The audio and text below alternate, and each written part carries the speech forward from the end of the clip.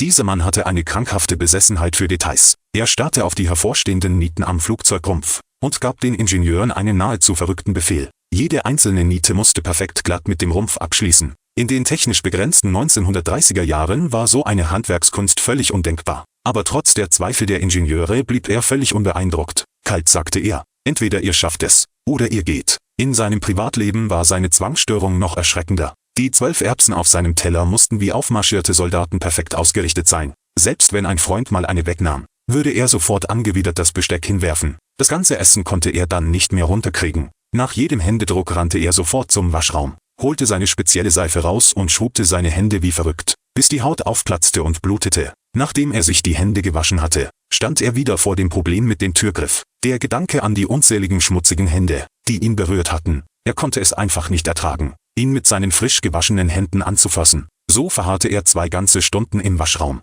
bis jemand die Tür aufstieß. Dann konnte er endlich aus diesem Gefängnis entkommen. Genau durch diese nahezu krankhafte Perfektion schufen die Ingenieure schließlich ein Kunstwerk in seinen Augen. Aufgeregt sprang er ins Cockpit. Das Flugzeug schoss wie ein Pfeil in den Himmel. Der Propeller wirbelte einen Sturm auf, der sofort alle Hüte am Boden wegfickte. Aber er gab immer noch Vollgas. Beim ersten Testflug erreichte er unglaubliche 339 Kilometer pro Stunde. In der zweiten Runde sprang der Geschwindigkeitsmesser auf 347 Kilometer. Aber diese Zahl konnte seine gierige Ambition immer noch nicht befriedigen. Obwohl die Ingenieure ihn gewarnt hatten, dass der Treibstoff nur für 2 Runden reichte, begann er entschlossen die dritte Runde. 352 Kilometer. Ein neuer Weltrekord war geboren. Die Menge brach in donnernden Jubel aus. Aber die Gefahr schlich sich heimlich heran. Der Tank war völlig leer. Der Motor verstummte plötzlich. Dieses stählerne Monster verlor sofort sein Gebrüll und begann zur Erde zu stürzen. Aber er blieb erstaunlich ruhig. Im letzten Moment riss er den Steuerknüppel hoch. Nach heftigen Turbulenzen landete das Flugzeug schließlich auf einer grünen Wiese.